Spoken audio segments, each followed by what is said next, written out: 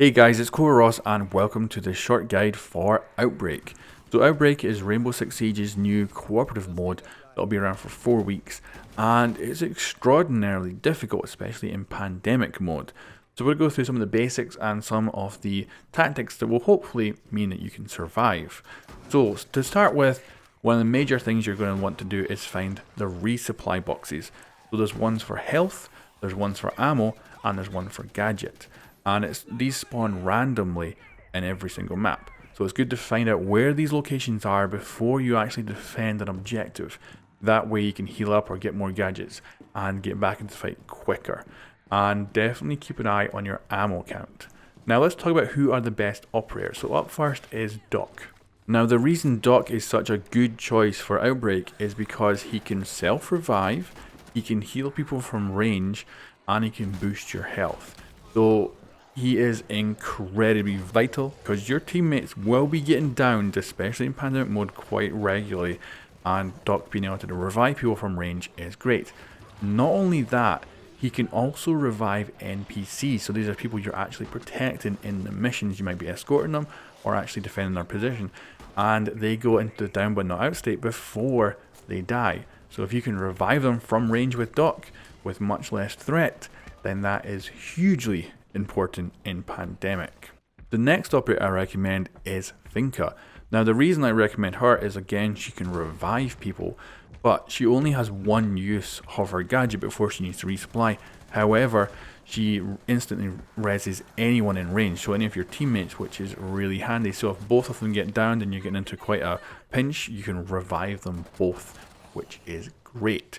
And the reducing recoil and stuff and health boost is also a bonus. Now the next operator I recommend is Chachanka, and this is because he is amazingly good on the hospital map, because he gets these beautiful long sight lines down corridors with these choke points. His turret is just incredible, but also you can actually have other people in the turret as well, because Chachanka's shotgun is also great for this pandemic mode.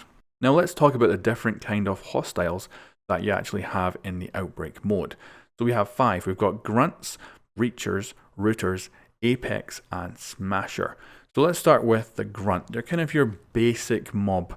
They're relatively simple to kill, but they shouldn't be underestimated. It's a single headshot to kill them if they're unaware of your presence.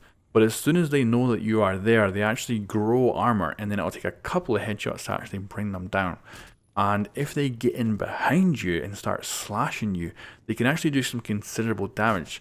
So you might be fighting a really big boss, and the Grunt actually might be the one to kill you. So you have to clear them out as much as you can.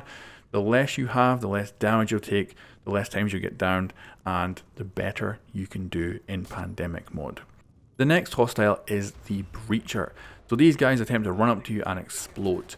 They can even go through reinforced walls, and if you shoot them in their yellow sacks, they will blow up. However, you can kill them with headshots or body shots to anything that's not glowing, and they won't explode, which is very handy. But at some points it may actually be a bonus to make them explode, killing a whole bunch of hostiles around them. But you also have to watch that the NPCs don't get hurt by these explosions. They take a lot of damage from these explosions, and that can be one way the NPCs might get killed. So choose your shots wisely on the Breachers.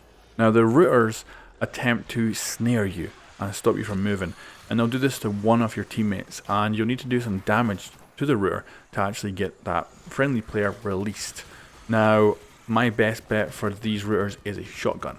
You can do some considerable damage before they teleport away, and it just seems to be very, very effective on them.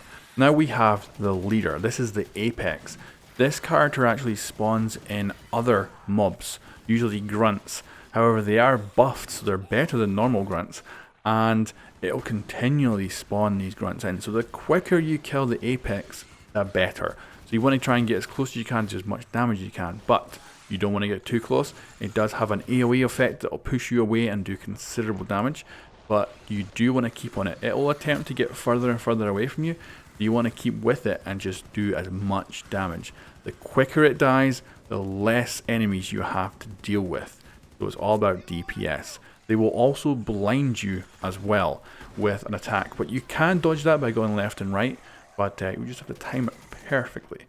However, these to me are the most difficult mob that you actually have in the Outbreak mode. Now we have the Smasher.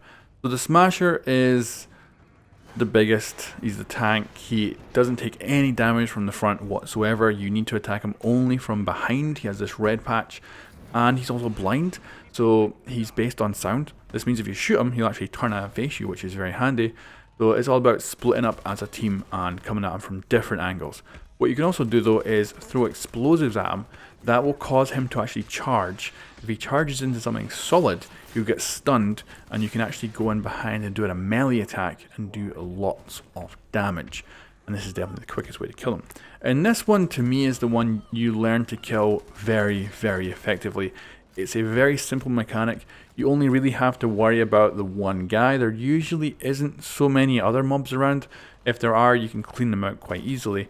So this guy is just a right pain in the ass until you get really good at getting him to charge you and then getting in there with the melee attacks. Because it doesn't actually take that many melee attacks to kill him, even in pandemic mode. So there you go guys, that is a little guide to Outbreak for Rainbow Six Siege. I hope you enjoyed this, and I hope you enjoy playing this mode, and let me know if you've got any other tips and tricks in the comments below, and thank you very much for watching. I'll catch you next time.